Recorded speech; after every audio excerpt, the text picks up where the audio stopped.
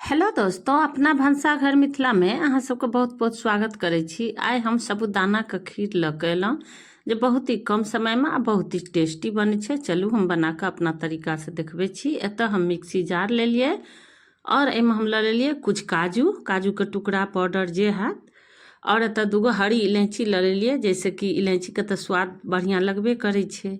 और इलायची के छिलका हटा देलिए। और एना हम लेलहुँ मिश्री, ये धागा वाली मिश्री छे। हम एतऽ गुड़ या चीनी के यूज नहीं करबे, एतऽ हम बस धागा वाली मिश्री के लेलिए। और एतऽ जे अलग कैल छे बिना धागा का उ मिश्री के हम कुछ टुकड़ा दऽ देबै एहिमे। अपना मीठा अनुसार कम ज़्यादा लऽ सकै छी। और एहिमे दऽ देलिए आधा कप से कम ठंडा दूध, यानी नॉर्मल दूध दऽ के एकरा पेस्ट बना के तैयार कऽ लेलिए। देखियो कते नीक पेस्ट भऽ गेलै। एहिमे हम कुछ 5 से 6 जे यह धागा केसर के दऽ देलिए, जैसे कि केसर से कलर आबै छै और टेस्टी भी बन के तैयार होइ छै। और देखियो हल्का हल्का पीला छै। आ फेरो हम ढक के कुछ देर राख देबै और केसर का कलर आबि जेतै बढ़िया फूल के।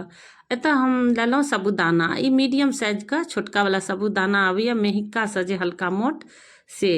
ओना अधिकतर लोग मोटके के बनबै छथिन, कोई भी साबूदाना लऽ सकै छी। हमरा पास मीडियम साइज के छलै, छोट मीडियमो में ई छोट छै। आ बढ़िया जकाँ चुनि लेने छियै। और एतऽ हम लऽ रहल छी लगभग 100 ग्राम के लगभग में छै, देखियो। आ एतऽ हम दूध लेलिए, ई दूध बिना मलाई के, एहिमे कोई छाली मलाई नहीं छै, सब निकालि लेने छियै। फिर भी हम एकर मलाईदार खीर बनेबै।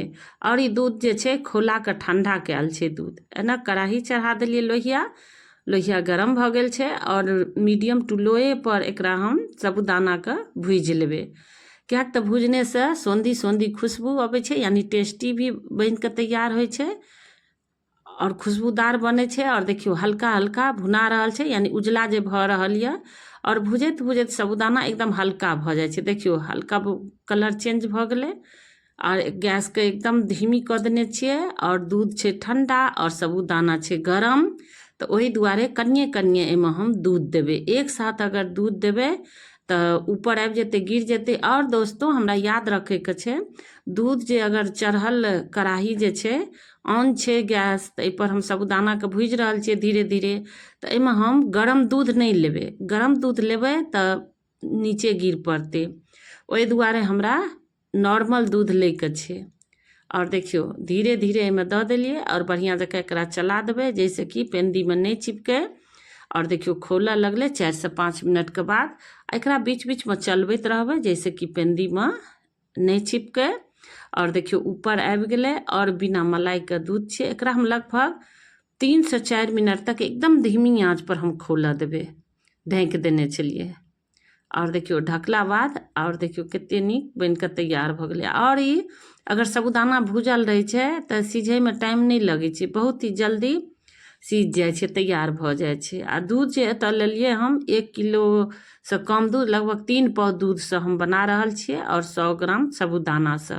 आ देखियो काजू के जे हम पीसने रहिए, काजू केसर इलायची और मिश्री, देखियो छोड़ देने रहिए कनी देर, तो कलर कते नीक केसर के आबि गेलै पीलापन। आब एहिमे हम धीरे धीरे साबूदाना में दऽ देबै। एना साबूदानो के चलबैत रहबै कलछुल से, चम्मच से। आ धीरे धीरे ऊपर से हम दऽ देबै पिसला काजू के पेस्ट जे यऽ। आ ओहिके बाद पेंदी में नहीं लगतै और बढ़िया जकाँ देखियो गाढ़ा भेल जाइ छै। आ एहिमे जे मिक्सी जार में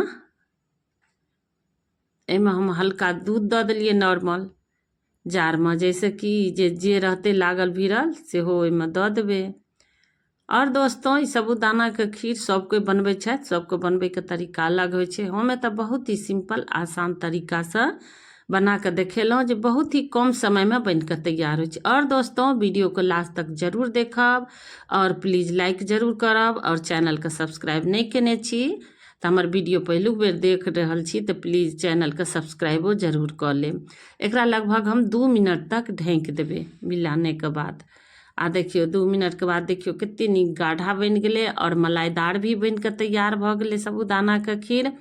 व्रत त्यौहार में तो खासकर विशेष कऽ के बनबे करै छै, जेना सोमवारी चाहे कोई भी व्रत लेकिन जब इच्छा या सबके पसंद हेबे करै छै कुछ लोगके, अगर जब इच्छा या तब बना कऽ हमरा तरीकासँ साबूदानाके खीर एक बेर जरूर बनाओ आ खाओ।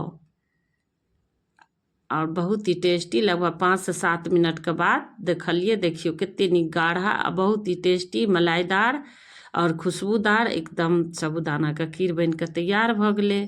और दोस्तों अगर इच्छा हैत, पसंद अबैया तऽ शेयरो कऽ देबै, और ऊपर से अगर इच्छा या तऽ काजू बादाम पिस्ता दऽ सकै छी, अगर नहीं तऽ बिना काजुओ के साबूदाना के खीर बनबे करै छै, बना सकै छी। जरूरी नहीं छै ड्राई फ्रूट से खीर बनै छै, बस सिंपलो तरीका से बहुत ही टेस्टी बन के तैयार होइ छै। और दोस्तों लाइक शेयर कमेंट जरूर करब, चैनल के जरूर सब्सक्राइब कर लेब। फेरो मिलब अगला वीडियो में। धन्यवाद।